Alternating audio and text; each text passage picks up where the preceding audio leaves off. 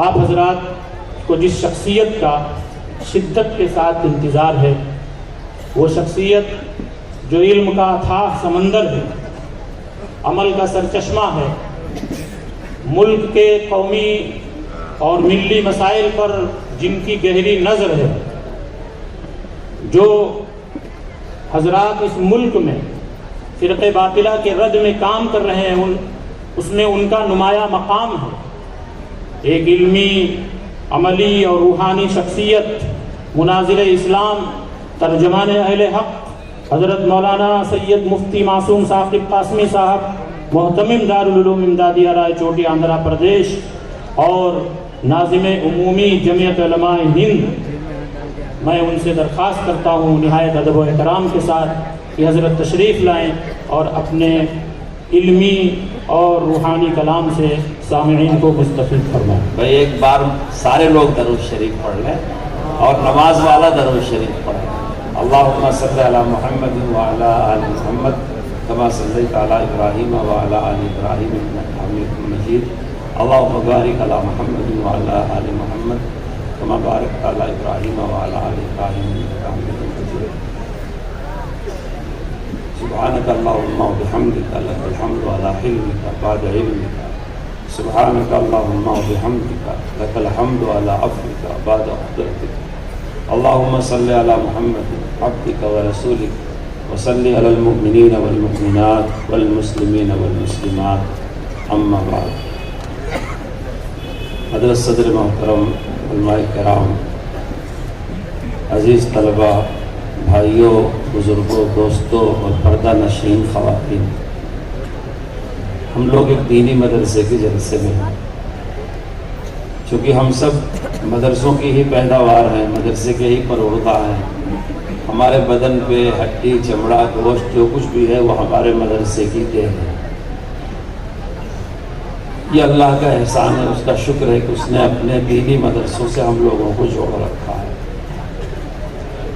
اس لیے جب کبھی مدرسے کی بات کہیں سنی جائے تو اس کو وعظ، بیان، تقریر نہ سمجھا جائے، بلکہ ہماری اور آپ کی اپنی داستان سمجھیں، کیونکہ ہم ہی لوگ اس کے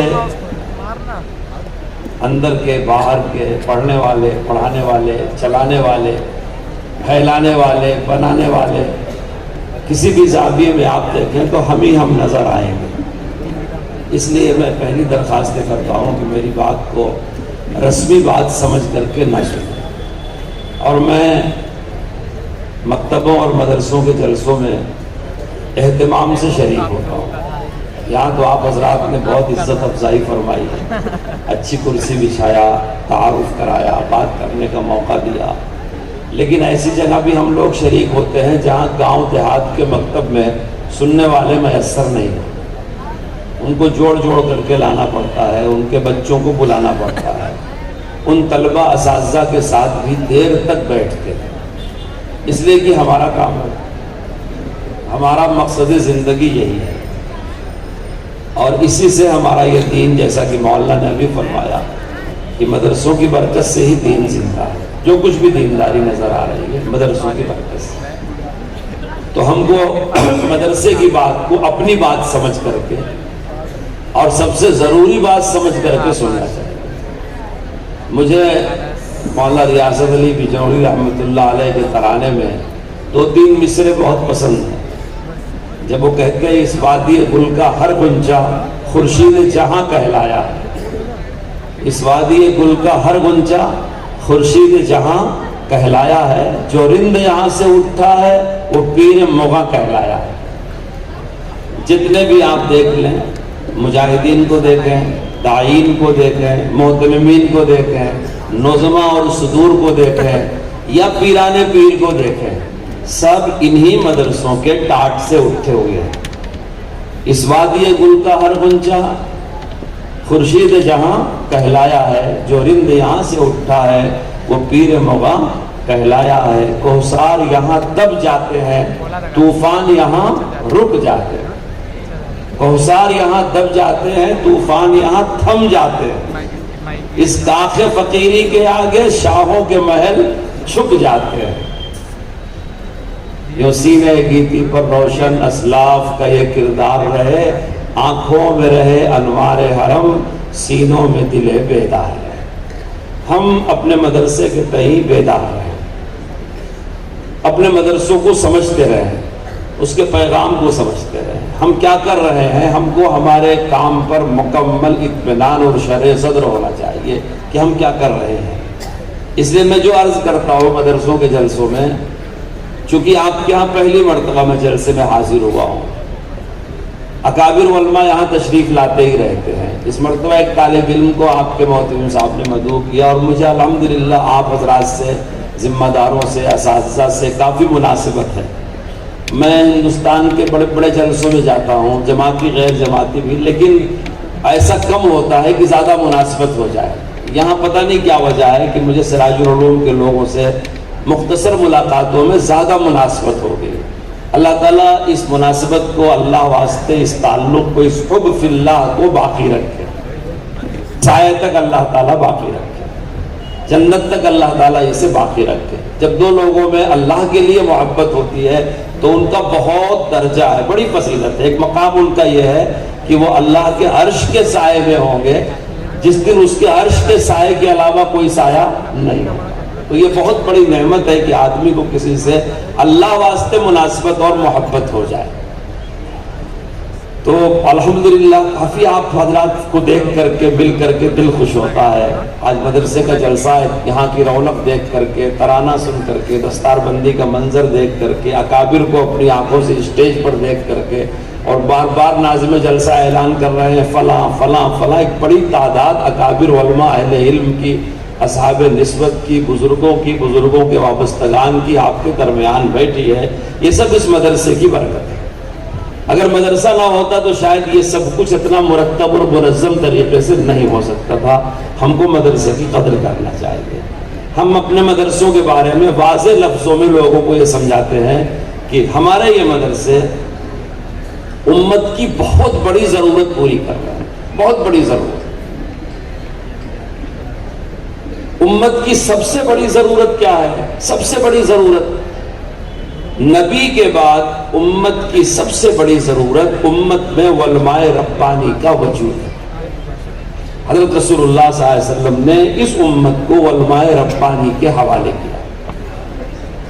صحابیت صحابہ پر ختم ہو گئی، کوئی غیر صحابی نہیں ہو سکتا۔ صحابی کی فضیلت اس کے عالم ہونے کی وجہ سے نہیں، صحابی ہونے کی وجہ سے۔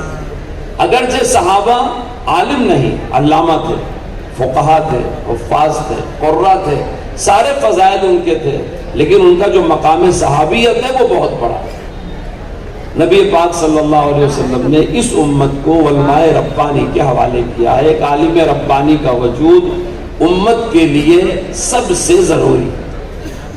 ایک عالم ربانی ہوگا وہ نبی پاک صلی اللہ علیہ وسلم کا قائم مقام ہوگا، اور وہی عالم ربانی دین کے سارے شعبوں میں تجدید کرے گا، ان کے تقاضوں کو پورا کرے گا، ان کی ضروریات کو پورا کرے۔ قرآن کے الفاظ کا سکھانا، معانی کا سکھانا،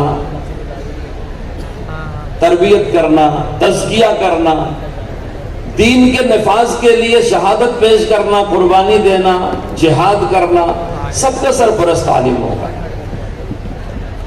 جب کوئی انسان اپنے دور میں علماء ربانی سے کٹ جائے اور قرن اول میں صحابہ سے کٹ جائے تو اس کے گمراہ ہونے میں دیر نہیں لگتی۔ ہدایت اور نجات کا معیار یہی ہے کہ اپنے عصر کے علماء ربانی سے تعلق ہو اور سلف صالحین میں صحابہ کرام سے تعلق ہو، یہ دو پیمانے ہیں۔ اور صحابہ سے تعلق جبھی راست ہوگا جب اپنے دور کے علماء ربانی سے تعلق ہوگا، کیونکہ انہی کا تسلسل ہے جو صحابہ تک پہنچتا ہے۔ یہ مدرسے علماء ربانی کے پیدا کرنے کی جگہ ہے، ماہر قرآن کے پیدا کرنے کی جگہ ہے۔ لوگ سمجھتے ہیں ڈاکٹر میڈیکل کالج سے پیدا ہوگا، انجینئر انجینئرنگ کالج سے پیدا ہوگا، ماسٹر بی ایڈ کالج سے پیدا ہوگا، مگر لوگ یہ بات نہیں سمجھتے کہ ماہر قرآن اور حافظ قرآن اور عالم ربانی مدرسوں سے پیدا ہوگا۔ ہمارے مدرسے امت کی بہت بڑی ضرورت پوری کر رہے ہیں۔ بہت سے لوگ یہ سمجھتے ہیں کہ دارالعلوم دیوبند پہلا مدرسہ ہے. بہت سے ہمارے لوگ کہہ بھی دیا کرتے ہیں کہ سب سے پہلا مدرسہ دارالعلوم دیوبند. میں کہتا ہوں اس تعبیر کو ذرا واضح کر کے پیش کرنا چاہیے. اپنی نوعیت کا دارالعلوم پہلا مدرسہ ہو سکتا ہے اسلام کی نشت ثانیہ کے لیے، احیاء اسلام کے لیے، لیکن یہ امت مدرسوں کے وجود سے کبھی خالی نہیں رہی. جو مدرسوں کا صحیح تصور ہے، نبی پاک صلی اللہ علیہ وسلم نے ہجرت سے پہلے دار ارقم میں تعلیم و تربیت فرمائی. آپ معلم تھے اور آپ نے حضرت مصعب بن عمیر کو ہجرت سے پہلے مدینہ شریف بھیجا. انہوں نے صحابی رسول اسد بن زرارہ کے باغ میں قرآن کریم کی تعلیم کے حلقے قائم کیا. سیرت پاک کی کتابوں میں لکھا ہوا. جب آپ ہجرت فرما کر کے مدینہ شریف تشریف لائے تو صفہ کے تذکرے سے حدیث شریف کی کتابیں، متن، شرح، سیرت پاک کی کتابیں بھری پڑی.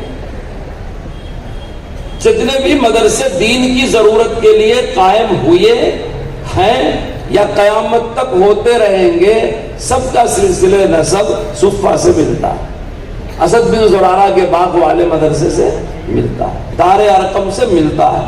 یا جہاں جہاں صحابہ گئے، حضرت عبداللہ ابن مسعود کوفہ تشریف لے گئے، مدرسہ قائم کیا. اس لیے ہمارا سارا معاملہ بالکل واضح ہے، بالکل واضح ہے کہ ہمارے یہ مدرسے ہمارا دین ہے، ہماری دنیا نہیں ہے. دینی ضروریات پوری کرنے کے لیے مدرسے بنائے جاتے ہیں. اللہ کی کتاب قرآن کریم یہ ہمارے مدرسوں کا اصل راس المال ہے، اصل حقیقت ہے. سب سے پہلی چیز یہی ہے. اور کتاب اللہ کو سنت رسول اللہ کے بغیر نہیں سمجھا جا سکتا. اس لیے ہمارے مدرسوں میں وہ علوم پڑھائے جاتے ہیں جو قرآن کریم سے اخذ کیے گئے ہیں. جیسے فقہ کا علم ہے مثال کے طور پر، اور وہ علوم پڑھائے جاتے ہیں جن کو کتاب و سنت کی خدمت میں استعمال کیا گیا ہے، جیسے نحو کا علم ہے، صرف کا علم ہے، معنی اور بیان کا علم ہے، وغیرہ وغیرہ. اس کے علاوہ ہمارے مدرسے کا اور کوئی نصاب نہیں ہے. مدرسوں کے مقاصد، مدرسوں کا نصاب، مدرسوں کی خدمت کا میدان بالکل واضح ہے. تو یہ مدرسے حضرت رسول اللہ صلی اللہ علیہ وسلم کے مدرسے صفہ سے تسلسل کے ساتھ ملتے ہیں. حضرت مولانا ارشد صاحب دامت برکاتہم ایک بات کہتے ہیں اور بہت دل کو لگنے والی بات کہتے ہیں. حضرت فرماتے ہیں یونیورسٹیوں میں اسلامیات میں ایم اے کرایا جاتا ہے. یونیورسٹیوں میں بھی قرآن کی تعلیم ہوتی ہے، حدیث شریف کی تعلیم ہوتی ہے. آپ کسی یونیورسٹی میں دیکھ لیں. مجھے تعجب ہوا، ہمارے آندھرا پردیش میں ایس پی یونیورسٹی ہے، وہاں ایک صاحب کو ڈاکٹریٹ کرنے کے لیے شاہ رفیع الدین رحمۃ اللہ علیہ کی شخصیت دی گئی کہ ان پر مقالہ لکھ کر کے لاؤ تب آپ کو ڈاکٹریٹ اور ریسرچ کی سرٹیفکیٹ ملے گی. وہ اتنا موٹا سا لکھ کر کے میرے پاس لے کر گیا، دیکھو میں نے یہ لکھا. راجا کرشنا دیوا رائے یونیورسٹی آندھرا پردیش میں ہے. وہاں جب کسی کو ڈاکٹریٹ کی سرٹیفکیٹ دی جاتی ہے، اس سے جو مقالے لکھوائے جاتے ہیں ہماری شخصیات پر لکھوائے جاتے ہیں. یہ جتنے یونیورسٹیوں میں اسلامیات پڑھائی جاتی ہے، قرآن کریم کا ترجمہ پڑھایا جاتا ہے، علوم قرآن پڑھائے جاتے ہیں، احکام قرآن پڑھائے جاتے ہیں، فقہ پڑھائی جاتی ہے، شخصیات پڑھائی جاتی ہیں، حدیث شریف پڑھائی جاتی ہے، اس کی شروحات پڑھائی جاتی ہے، مختلف موضوعات پر لکھایا جاتا ہے، وہ کتابیں چھاپتے رہتے ہیں.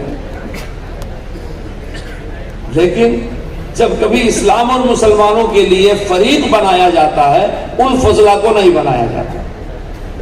اسلام کی طرف سے ذمہ دار اور جواب دہ جب طے کیا جاتا ہے، ان کی طرف سے نہیں طے کیا جاتا. اس کی وجہ یہ ہے کہ ہمارے ہاں صرف علم نہیں بلکہ علم کے ساتھ عمل بھی ہے. تعلیم اور تربیت، ہمارے مدرسے تعلیم گاہ بھی ہے، تربیت گاہ بھی ہے. یونیورسٹیوں میں تربیت پر بالکل زور نہیں ہوتا، علم پر زور ہوتا ہے. لیکن دین کی شکل میں، سنت کی شکل میں، شریعت کی شکل میں کہ چلتی پھرتی صورت اسلام کی نظر آئیں. اگر یہ کامل مکمل تعلیمی تربیتی نظام کہیں ہے جو رسول پاک صلی اللہ علیہ وسلم کی میراث ہے تو ہمارے ان مدرسوں میں. یہ ہمارا بہت قیمتی اثاثہ ہے. میں بڑی معذرت سے کہتا ہوں، ہمارے بہت سارے لوگ ہیں جو ہمارے مدرسوں کے نظام کو نہیں جانتے، ہمارے مدرسوں کے نصاب کو نہیں جانتے، ہمارے مدرسوں کے انتصاب کو بھی نہیں جانتے، اور ہمارے مقاصد کو بھی نہیں جانتے کہ ہم مدرسے کیوں چلاتے ہیں. تو وہ ہمارے مدرسوں کو خیرات خانہ سمجھتے ہیں، ہمارے مدرسوں کو زکوٰۃ خانہ سمجھتے ہیں، ہمارے مدرسوں کو بیکار خانہ سمجھتے ہیں. ان کو بڑی فکر ہوتی ہے کہ ان مدرسوں کے فارغ ہونے والے لوگوں کی روزی روٹی کا کیا ہو، ان کی روزی روٹی کا کیا ہو. بڑی فکر کرتے ہیں. کبھی کبھی یہ فکر سرکاری پیمانے پر بھی کی جاتی ہے، وہاں بھی ہمارے بغیر لوگ مطالبات رکھتے ہیں کہ صاحب ان مدرسوں کو ایڈ ملنی چاہیے، یہاں کچھ ٹیکنیکل تعلیم بھی ہونی چاہیے. ایک حافظ اپنا پیٹ کیسے بھرے گا، ایک عالم اپنا پیٹ کیسے بھرے گا. ہم ان کی ہمدردی کا شکریہ ادا کرتے ہیں، لیکن ان کو پتہ نہیں ہے کہ کسی بھی ملک میں سب سے پہلے قسم اول درجے کی چیز ہے اس ملک کی فوج استعمال کرتے ہیں. بہترین راشن اور بہترین سامان فوج کو دیا جاتا ہے. اللہ کا احسان ہے کہ اللہ تعالیٰ نے اس دارالاسباب دنیا میں اپنے دین کی حفاظت کے لیے ہم کو استعمال کیا. آپ علماء سے پوچھ لیں، اللہ کا فرمان ہے کہ ہم نے قرآن اتارا ہے، ہم اس کی حفاظت کریں. یہ اتنا پکا وعدہ ہے کہ مجھے انشاءاللہ کہنے کی بھی ضرورت نہیں، اللہ حفاظت کرے. لیکن دنیا دارالاسباب ہے. عادت اللہ یہی ہے کہ یہاں اسباب کے تحت کام ہوتا ہے. آپ غور کر کے دیکھیں، جس اللہ تعالیٰ نے ایک کن فیکون سے ساری کائنات بنا دیا، اس کی قوت، اس کی قدرت ایسی ہے کہ وہ جو چاہے کر کے دکھا دے. لیکن دنیا دارالاسباب ہے.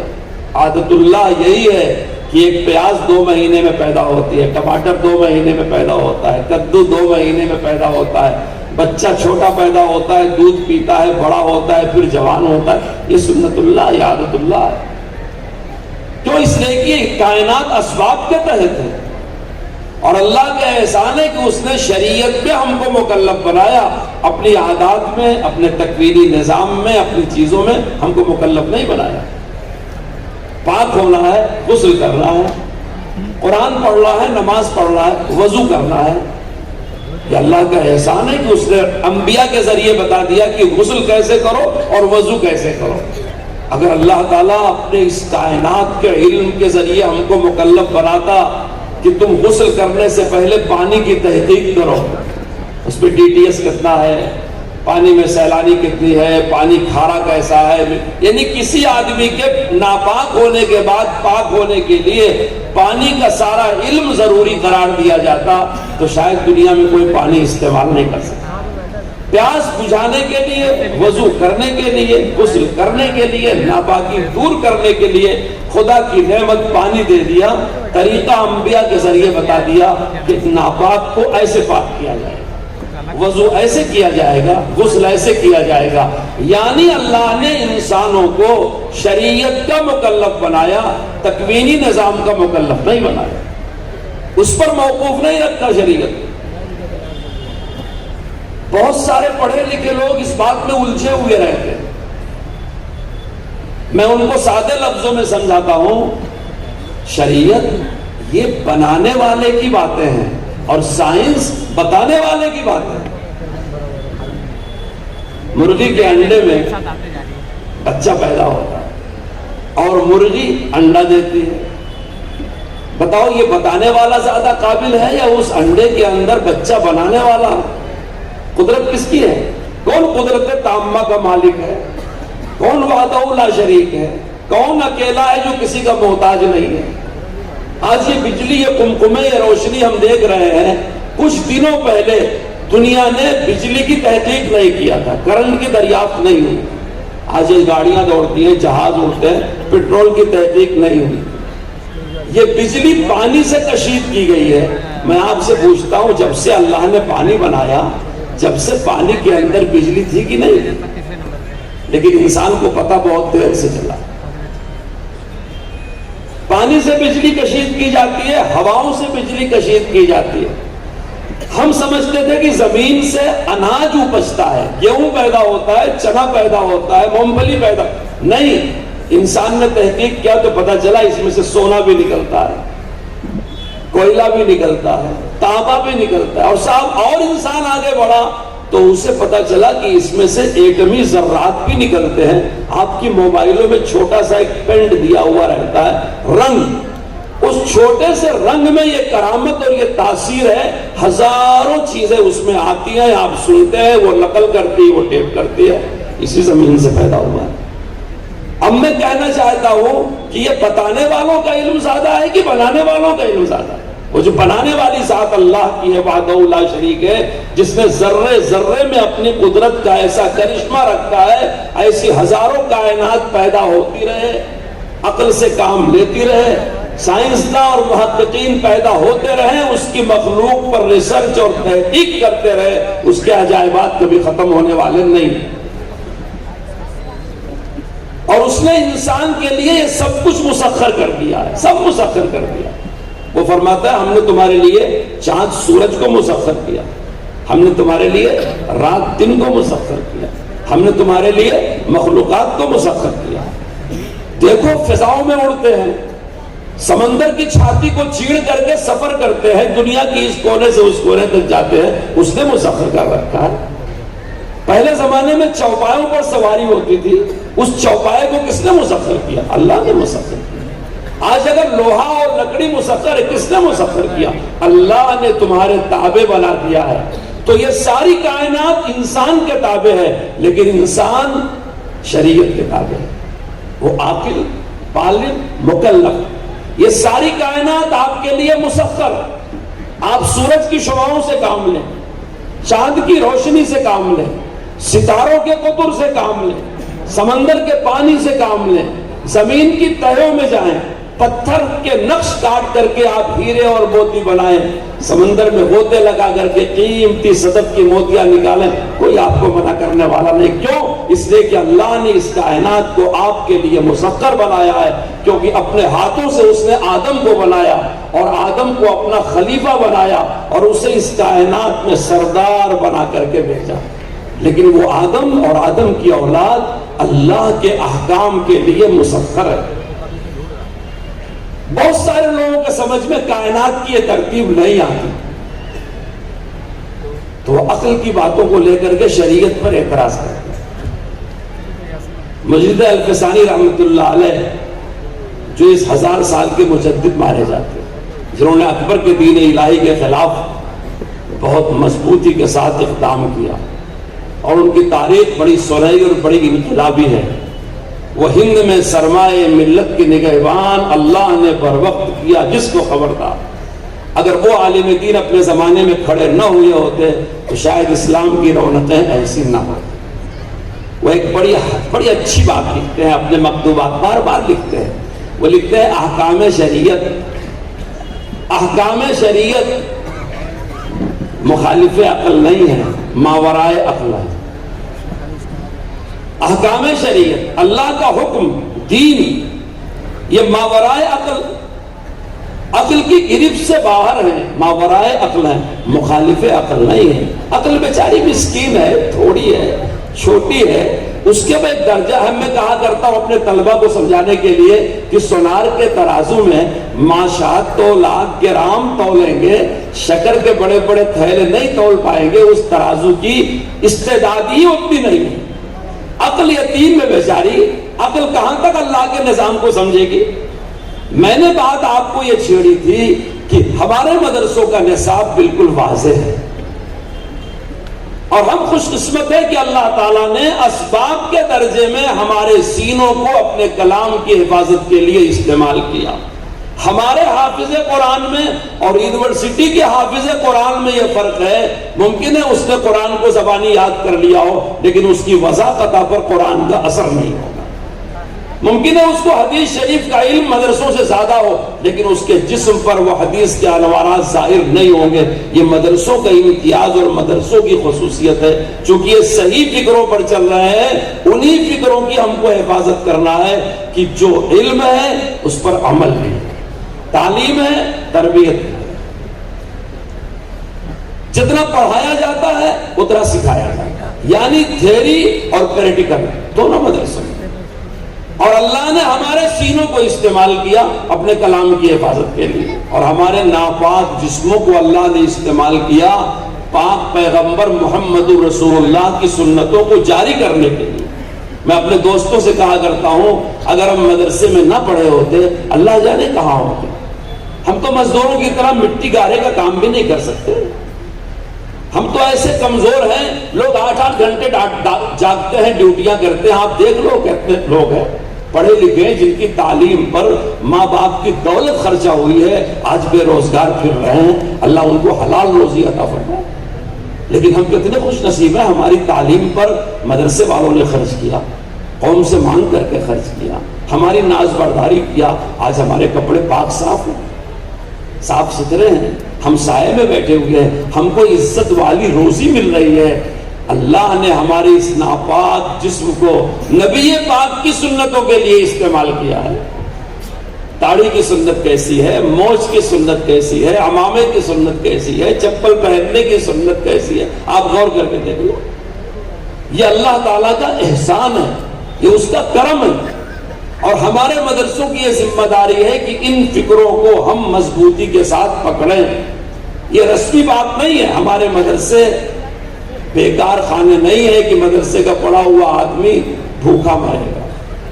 آج تک کسی مدرسے کے پڑھے ہوئے نے خودکشی نہیں کی۔ میں تو کہتا ہوں قرآن کریم بہت بڑی چیز ہے، سیاہ ستہ کی کتابیں بہت بڑی چیز ہے، عالم فاضل بننا بہت بڑی چیز ہے۔ اگر کوئی آدمی اذان صحیح پکارنا جان جائے وہ بھی بھوکا نہیں مرے، کوئی کلمہ سکھانا جان جائے وہ بھی بھوکا نہیں مرے۔ اللہ نے اپنے دین میں تاثیر رکھی، نبی کی سنتوں میں تاثیر رکھی۔ اگر ملکوں کا بہترین راشن فوج کو کھلایا جاتا ہے تو ہم استعمال ہو رہے ہیں اللہ تعالیٰ کی طرف سے اسلام کی حفاظت کے لیے، اس کی تعلیم کے لیے، تزکیہ کے لیے، اس کی نشر و اشاعت کے لیے، اس کی تبلیغ کے لیے، تو ہم بھوکے مریں گے۔ اس لیے بڑے احترام کے ساتھ ہم ان سارے لوگوں کے مشوروں کو واپس کرتے ہیں جو ہمارے مدرسے کو کارخانہ بنانا چاہتے ہیں، ہم کو ہنر سکھانا چاہتے ہیں۔ ہمارا ایک ہنر کافی ہے کہ ہم مولوی ہیں، جیسے بادشاہ کا ایک ہنر کافی ہے کہ وہ بادشاہ ہے۔ حجامت نہ جاننا یہ بادشاہ کے لیے عیب کی بات نہیں ہے، ہمارا ایک ہنر کافی ہے کہ ہم مولوی ہیں۔ ہمارے ہندوستان کے بہت سے مولوی صاحب نے ٹیوشن پڑھنا شروع کیا، مدرسوں سے فراغت کے بعد انگریزی پڑھنا شروع کیا، امتحانات دینا شروع کیا۔ ٹھیک ہے، علم دین ہمارا ذریعہ معاش نہیں ہے، عالم بننے کے بعد اپنے معاش کے لیے کوئی ہنر سیکھ لیا برا نہیں ہے، لیکن صاف کہتے کہ ہم نے پیٹ کے لیے سیکھا ہے۔ عربی سیکھتے ہیں، صاف کہتے کہ ہم نے پیٹ کے لیے سیکھا ہے۔ ہمارے مدرسوں میں عطر بیچنے والی عربی نہیں سکھائی جاتی، ہمارے مدرسوں میں وہ عربی سکھائی جاتی ہے کہ کتاب و سنت کے ایک ایک صیغے کی حفاظت ہوگی۔ جہاں کہیں کسی نے ایک لفظ کے ترجمے میں، اس کے صلہ میں، اس کے معنی میں، اس کے معنی کی شدت اور رخوت میں، کس مقدار میں اللہ اور اللہ کے رسول کیا کہنا چاہتے ہیں، کس انداز میں کہنا چاہتے ہیں، کوئی تحریف کر کے دیکھ لے پوری فوج کھڑی ہو جاتی ہے۔ مجھے یاد پڑتا ہے بمبئی میں ایک ڈاکٹر صاحب نے یزید کو رحمت اللہ علیہ کہہ دیا تھا سارے مولوی کھڑے ہو گئے۔ تو ہم معافی کے ساتھ کہتے ہیں کہ ہمارے یہاں عطر بیچنے والی، مندوب بننے والی عربی نہیں سکھائی جاتی، لیکن قرآن سنت کی حفاظت کرنے والی عربی جو اللہ کا کلام ہے، رسول اللہ کا کلام ہے، وہ ضرور سکھائی جاتی ہے۔ ہمارے رہتے ہوئے کسی کی جرأت نہیں ہے کہ وہ اللہ کے کلام میں کوئی تحریف کر دے، سوال نہیں پیدا ہوتا۔ ہم کٹ جائیں گے، مر جائیں گے، لٹ جائیں گے، اللہ کے دین کی حفاظت سے پیچھے نہیں، چونکہ ہم کو سکھایا ہمارے مدرسے میں یہی گیا ہے کہ ہمارا وجود ہمارے دین کے لیے۔ میں بڑے ادب سے ان علماء سے بھی کہتا ہوں اگر ان کے اندرونی جذبات یہ ہو کہ دین ہمارا ذریعہ معاش ہے تو اللہ کے واسطے ہمارے بڑوں کی تاریخ کو رسوا نہ کریں، دوسری دکان کھولیں، کیونکہ یہ جن بزرگوں کا راستہ ہے انہوں نے اپنا سب کچھ لٹا کر کے اللہ کے دین کی خدمت کیا۔ اس لیے اس مزاج کی میں نفی کرتا ہوں، سلام کریں گے تو کیا ملے گا، کلمہ پڑھیں گے تو کیا ملے گا، قرآن پڑھیں گے تو کیا ملے گا، نماز پڑھائیں گے تو کیا ملے گا، بیان کریں گے تو کیا ملے گا، تفسیر کریں گے نہیں، یہ اجرت اور معاوضے والی بات نہیں ہے. رزق کریم ملے گا, اللہ آپ کو عطا فرمائے گا, آپ دین کی خدمت کرتے رہیے. تو کچھ لوگ جو مدرسوں میں پڑھنے کے بعد احساس کمتری کا شکار ہوتے, صاحب عربی سیکھ رہے ہیں, ہم کہتے ہیں اب تک کا تجربہ یہ ہے شاید آپ کی عربیت سے فائدہ ہو جائے کسی دینی ادارے کو, ورنہ آپ تو عربی کے ماہر ہونے کے بعد کسی کمپنی کے مندوب بن جاؤ گے گلف میں. اور بہت سے لوگ فائلیں اٹھائے ٹیوشن کرتے رہتے ہیں انگریزی کی. صاحب آپ کیوں کرتے ہیں؟ کہتے ہیں انگریزی میں تبلیغ بہت اچھی ہو پائے گی. میں نے ایک جگہ دین کی بات کیا, ایک صاحب مجھے آ کے ملے, بولے میں نے آپ کی بات سنا, بڑی اچھی لگی, اگر انگریزی میں آپ سمجھاتے تو کتنا اچھا ہوتا. میں نے کہا آپ کی زبان مادری پوربی اردو, میری زبان پوربی اردو, آپ کالج کے پڑھے اس لیے آپ انگریزی کی بات کر رہے ہیں. میں کالج اسکول کے افادیت کی نفی نہیں کر رہا ہوں, میں اپنا مقصد بتا رہا ہوں کہ ہمارے مدرسے کس لیے بنائے گئے. میں نے ان سے مذاق میں کہا, میں نے کہا ہاں میرے جیسے بہت سے مولوی انگریزی اس لیے سیکھتے رہے, اس لیے ٹیوشن کرتے رہے کہ امریکہ میں اسلام پھیلائیں گے, لیکن ہم کو موقع نہیں ملا. ہم سے پہلے افغانستان والوں نے پشتو میں ان کو سمجھا دیا اسلام, وہ آئے تھے سمجھ بھی لیا چلے بھی گئے. تو ہم ضرورت نہیں محسوس کر رہے. میں کسی زبان کسی علم کی مذمت نہیں کر رہا, حاشا اللہ, میں اپنے مدرسوں کو نکھار کر کے بتا رہا ہوں کہ ہمارے مدرسوں کا مقصد قیام یہ ہے کہ رسول اللہ صلی اللہ علیہ وسلم کا دین تعلیم اور تربیت کے ساتھ ان مدرسوں میں رہے. یہ مدرسے بیکار خانے بھی نہیں ہیں اور خیرات خانے بھی نہیں ہیں. بیکار خانے کہ آپ اس کو ہنر سکھائیں, اور خیرات خانے کی صاحب قرآن پڑھنے کے لیے زکوٰۃ کھانا ضروری ہے نہیں نا. اپنے بچے کو قرآن پڑھائیے, شہر کے سیٹ صاحب آئیں اور اپنے بچے کو داخل کرائیں اور پورے مہینے کی فیس دیں اسے, دل کھول کر کے دیں. آپ کہیں کہ میرے بچے کو جو استاذ پڑھائے گا اس کی پوری تنخواہ میں دوں گا, یہ آپ کا بہترین مال ہوگا جو قرآن پر خرچہ ہوگا. یہ غلط فہمی لوگوں کو اس لیے آ گئی کہ مدرسے خیرات خانے ہیں کہ مدرسے جس پس منظر میں قائم ہوئے تھے وہ پس منظر بڑا عجیب و غریب تھا. وہ پس منظر یہ تھا کہ مسلمان 3 جنگوں میں شکست کھائے ہوئے تھے. سراج الدولہ کی 1757 والی جنگ میں, سلطان ٹیپو شہید کی 1799 والی جنگ میں, تحریک سیدین میں 1823 والی جنگ میں, اور شاملی والی جنگ جسے انقلاب اور غدر کہا جاتا ہے 1857 میں. اور اس شکست کے بعد برطانیہ نے جو سیکولر اسٹیٹ کہلاتا تھا ہندوستان کا نظام اپنے قبضے میں لے لیا تھا, اور پادریوں کی ایک بہت بڑی فوج آئی تھی جن کا سنہرا خواب یہ تھا کہ اس ہندوستان کے مسلمانوں کو عیسائی بنا دیا جائے گا. پروفیسر گارسن دتاسی کے خطبات پہ لکھا ہوا ہے کہ اس نے پیرس میں اپنے طلبہ کو بتایا تھا کہ بہت جلدی دلی کی شاہجہانی جامع مسجد سرخ پتھروں کی بنی ہے, وہ منبردار گرجا بن جائے گی. اس پس منظر میں ہمارے اکابر نے 1857 کے 10 سال بعد دارالعلوم دیوبند کی بنیاد رکھی.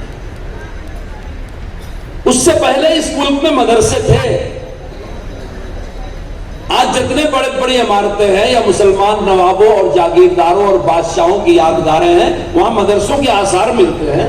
برہانپور میں مدرسے کی تاریخ ملتی ہے. شیخ علی متقی عبد الوہاب متقی اسی ہندوستان کے تھے جو مدینہ منورہ میں رہتے تھے. شاہ ولی اللہ کا مدرسہ دارالعلوم سے پہلے کا تھا. گلبرگہ بندہ نواز یسو دراز رحمۃ اللہ علیہ کی خانقاہ کا مدرسہ پہلے تھا.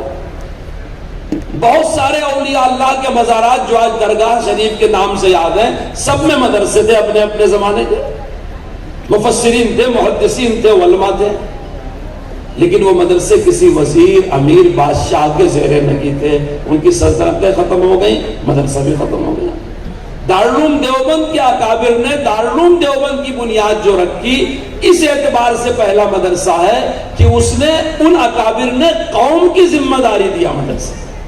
ابھی آپ کیا حساب پیش کیا گیا, اتنی بڑی قوم کے سامنے حساب پیش کیا گیا. کیوں؟ مدرسہ آپ کا ہے, آپ دیتے.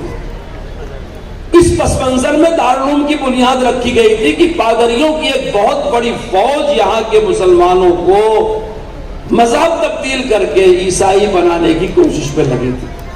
اور جس کے باپ انگریزوں کے خلاف جہاد میں شریک ہو کے، جنگ میں شریک ہو کر کے شہید ہوئے، ملک کے لیے قربانیاں دی، انگریزوں کے خلاف لڑے، اس کی بیوہ نان شبینہ کی محتاج ہو گئی، عزت بچا کر کے روزی حاصل کرنا مشکل ہو گیا، اس کے چھوٹے چھوٹے بچے فاقہ کش ہو گئے، یتیم ہو گئے۔ مشن کے لوگوں نے ان کا ہاتھ پکڑا، اور یہ کتنی بدنصیبی کی بات تھی کہ جس کا باپ اس مغربی تہذیب، مغربی استعمار، برطانیہ کے لوگوں سے لڑ کر کے شہید ہوا ہے، اس کا یتیم بچہ اپنے بھوک کی وجہ سے اسی مشن اسکول میں داخلہ لیتا اور پڑھ لکھ کر کے اس انگریزی سرکار کا کل پرزہ بنتا، اس کا اعلی کار بنتا۔ اور سب سے بڑا نقصان یہ تھا کہ اپنے دین سے محروم ہو جائے۔ اکابر دیوبند علماء ربانی تھے، ان کو شریعت پر بڑی بصیرت تھی، ان کے ہر کام کی پشت پر صحابہ کا، تابعین کا، اہل بیت کا اسوہ موجود تھا۔ انہوں نے خیر القرون کے بعد یہ نظارہ دیکھا تھا کہ خواص تو بک سکتے ہیں لیکن عوام میں کبھی دین کی عظمت کم نہیں ہو۔ جی آپ دیکھو کسی مرحلے پر محلات میں بیگمات کے پاس، شہزادوں کے پاس بے دینی پہنچ جاتی۔ آج بھی ہمارے ملک میں بے دینی دو طبقے میں بہت زیادہ ہے، چاہے ذہنی ارتداد ہو، چاہے فرقہ باطلہ کا شکار ہو رہے ہو، چاہے اسلام سے بیزار اور بزدل ہو رہے ہو۔ ایک وہ ہائی فائی طبقہ جہاں تک عام انسان پہنچ نہیں سکتا، جو ایسے کلچر میں رہتا ہے جہاں پہنچنے کے لیے کئی سیکورٹیوں سے گزرنا پڑتا ہے، ہر آدمی اس سے مل نہیں سکتا، وہ ذہنی ارتداد کا شکار ہو رہا، ان کی اولاد اسلام سے بیزار ہو رہی ہے، ان کو اسلام کے بارے میں کچھ نہیں معلوم۔ اور دوسرا وہ طبقہ جو بہت ہی غربت زدہ ہے، فقر و فاقہ میں مبتلا ہے، اس غریب طبقے کو سوچنے کا بھی موقع نہیں ہے۔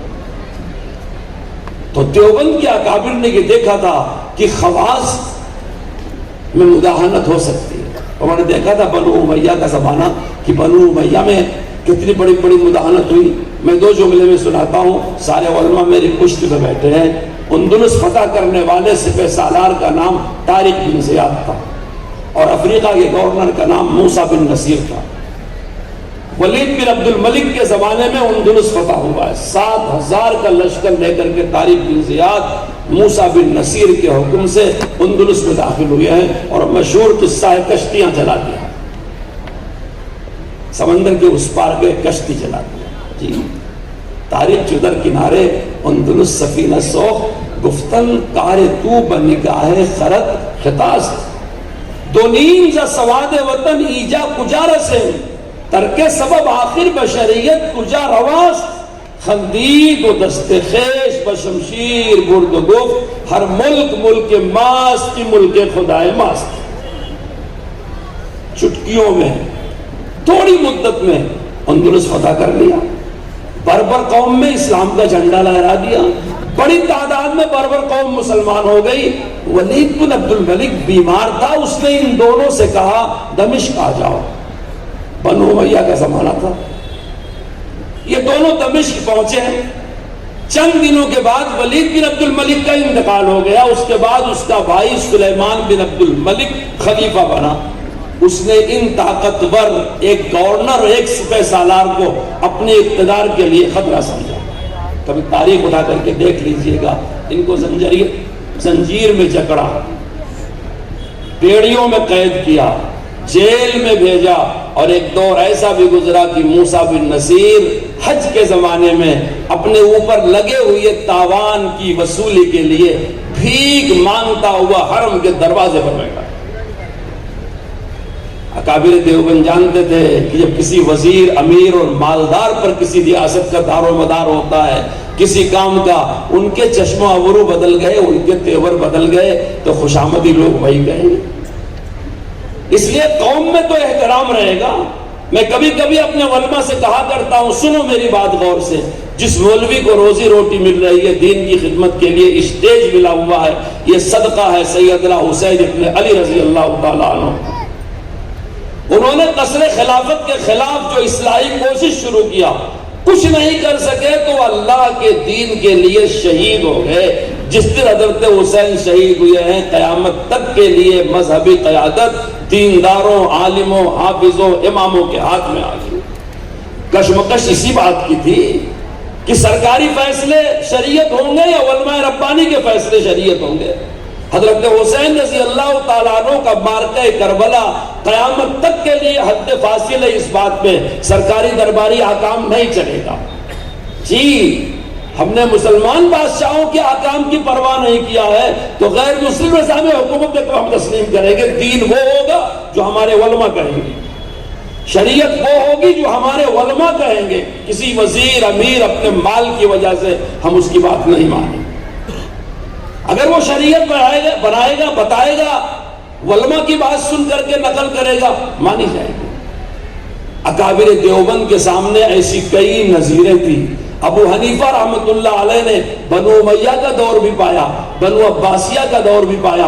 ان کی پوری زندگی ایک نمونہ تھی کہ ابو حنیفہ نے کس طرح سے رجال تیار کیے اور اسلام کی حفاظت کیا۔ اس لیے اکابر دیوبند نے دارالعلوم دیوبند جیسے ادارے کی بنیاد رکھی، اور آج پورے ملک میں جو مدرسوں کا جال ہے وہیں کے لوگوں نے بنایا۔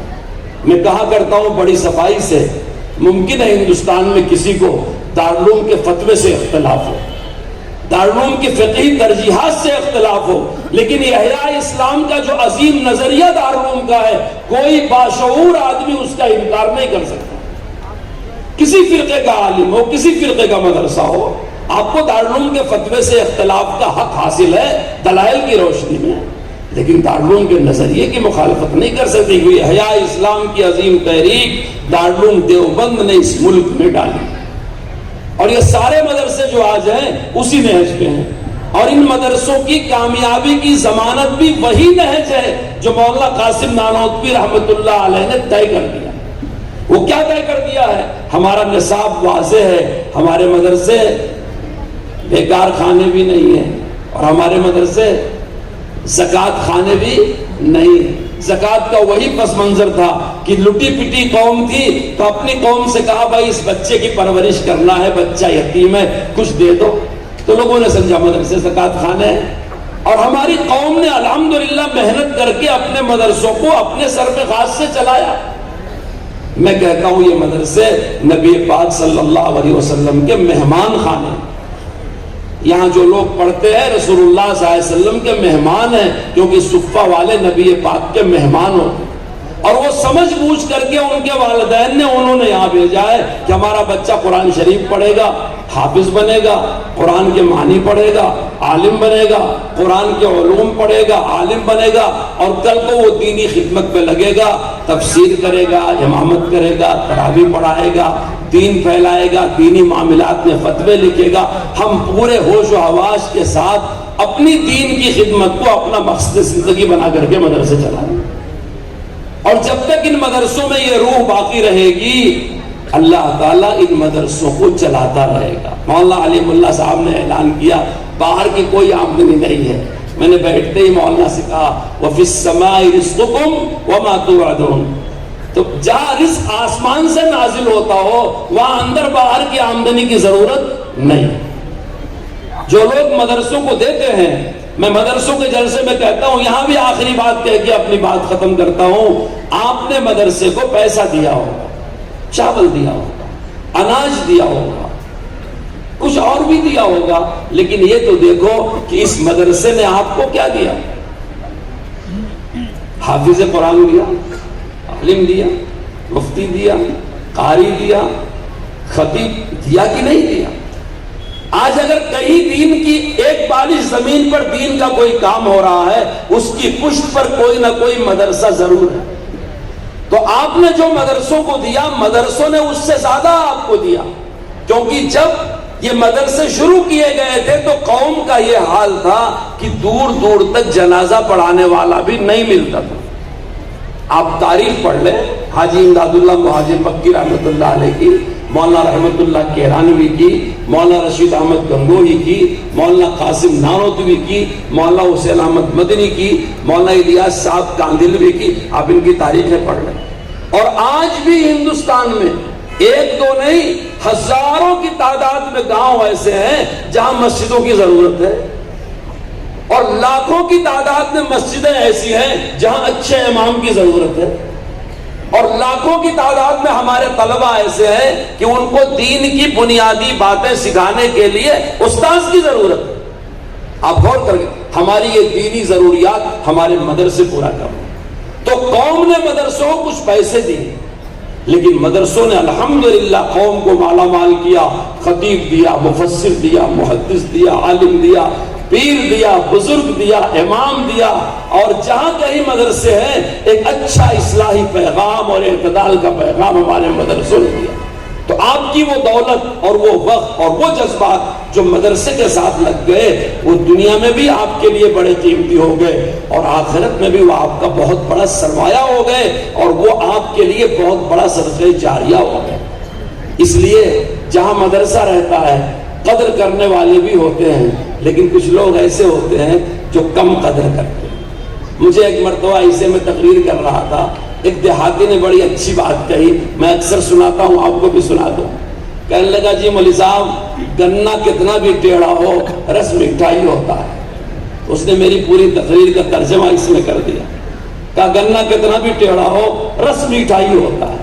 تو بھائی مدرسے کی کمیاں نہیں دیکھنا چاہیے، صاحب اس مدرسے میں یہ نہیں ہے، مدرسے میں وہ نہیں ہے، اساتذہ یوں سختی کرتے ہیں، ذمہ داران ایسے رہتے ہیں، بچے اس طرح سے رہتے ہیں، گنا کتنا بھی ٹیڑھا ہو رس مٹھائی ہے۔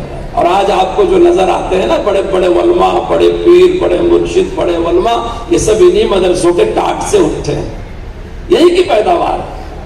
اس لیے مدرسے سے عقیدت کا تعلق ہونا چاہیے۔ حضرت مولانا شیخ محمد یونس صاحب رحمۃ اللہ علیہ دارالعلوم مدرسہ جامعہ مظاہر علوم کے شیخ الحدیث تھے، اکثر علماء جانتے ہیں، زیارت بھی کیا ہوگا۔ مجھ سے ایک مرتبہ فرمایا، وہ تو سے کلام کہ تجھے معلوم ہے بڑے بڑے علماء یہاں سے پیدا ہوئے، اکابر کا قیام یہاں رہا۔ میں نے کہا یہاں کے لوگوں کے دل میں بڑی قدر ہے علماء کی، اسی کی برکت ہے کہ ان کی نسلوں میں اللہ نے بڑے بڑے علماء پیدا کیے، اور یہاں اکابر نے قیام کیا۔ پھر خود مثال دیا کہ اگر کوئی عالم اچھا کپڑا پہنے ہوئے ہے، اچھی گھڑی پہنے ہوئے، اچھا چشمہ پہنے ہوئے ہے، تو سہارنپور کا مسلمان کہتا ہے، دیوبند کا مسلمان کہتا ہے حضرت بہت جچ رہے ہیں، حضرت کے اوپر یہ چشمہ بہت اچھا لگ رہا ہے، یہ گھڑی حضرت کی بڑی اچھی لگ رہی ہے۔ کیوں؟ دل صاف ہے، دل میں اکابر کی علماء کی عقیدت ہے۔ اور جب دل میں مرض ہوتا ہے تو سوچتے بھائی مولوی صاحب اتنا قیمتی چشمہ کہاں سے لے آئے، اتنا اچھا موبائل کہاں سے لے آئے، اتنی اچھی گھڑی کہاں۔ مناظر اصل گیلانی رحمۃ اللہ علیہ نے لکھا ہے کہ دیوبند کے اطراف کے جو کسان ہیں ان کے کھیت کی چیزیں انہوں نے دارالعلوم کے طلبہ کے لیے مباح کر رکھی ہیں، کیونکہ طلبہ جاتے تھے چھٹی کے بعد، جہاں مٹر پھلی لگی ہے مٹر توڑ کے کھا لیا، گنا ہے تو گنا توڑ کے، تو کسان خوش ہوتا تھا کہ بھائی مولوی صاحب نے ہمارے یہاں سے گنا لے لیا، ہمارے یہاں سے۔ بعض تو جمعہ کے دن بلا لے کے کھیتوں میں جاتے تھے کہ مولوی صاحب جتنا کھانا اس میں سے کھا لو۔ وہی بات ہے، آسمان میں رزق ہے، اللہ وہاں سے نازل کرتا ہے، طلبہ کے کھانے سے کم نہیں ہوتا۔ آج بھی دارالعلوم مظاہر علوم کو غلہ اس تحصیل کے کسان دیتے، آپ اندازہ لگاؤ، ہر بچے کو 2 روٹی ملتی ہے، دوپہر میں 2 روٹی شام میں۔ اگر 5000 بچے مان لو تو 10,000 روٹی دوپہر میں اور 10,000 روٹی شام میں۔ ایک روٹی 100 گرام کی ہوتی ہے، تو 20,000 روٹی کو 100 گرام سے ضرب کرو۔ یہ غلہ نے ہم کو موقع دیا، اللہ تعالیٰ قبول فرمائے، اس مدرسے کو دن دگنی رات چوگنی ترقیات سے اللہ مالا مال فرمائے۔ جتنے اس کے خدام، ذمہ داران، معاونین دنیا سے جا چکے، اللہ ان کی قبروں کو نور سے بھر دے، اور جتنے موجود ہیں اللہ صحت و سلامتی کے ساتھ ان کو باقی رکھے، اور جو یہاں پڑھ رہے ہیں پڑھا رہے ہیں اللہ تعالیٰ ان کو علم نبوت سے، نور نبوت سے مالا مال فرمائے۔ مدرسے کو اللہ تعالیٰ رونق درس عطا فرمائے، ہر اندرونی بیرونی الجھن سے اللہ تعالیٰ تمام مدرسوں کی، خاص طور سے سراج العلوم کی حفاظت فرمائے، آمین۔ وآخر الدعوانا الحمدللہ رب العالمین۔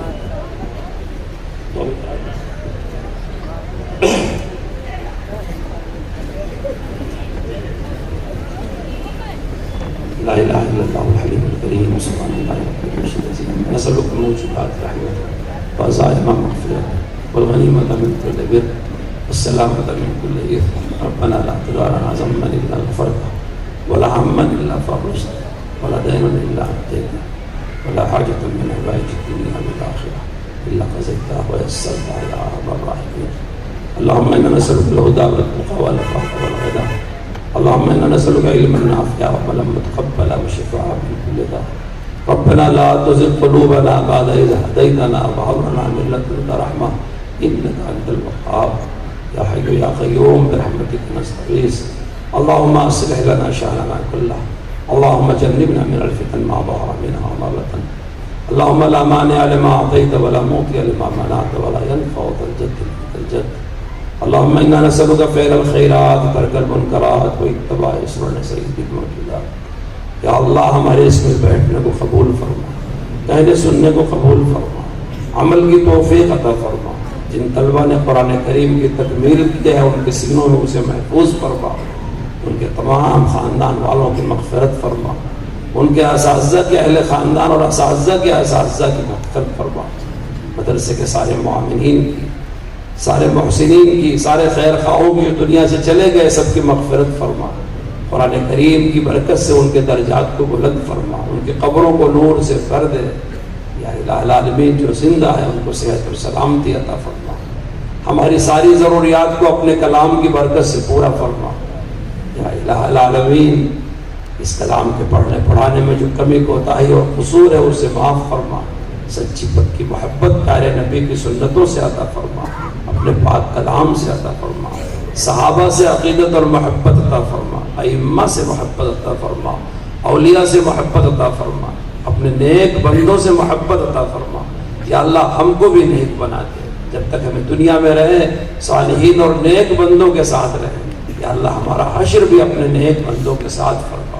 ہمارے جوان بچے اور بچیوں کو حیا عطا فرما، عفت عطا فرما، پاک دامنی عطا فرما.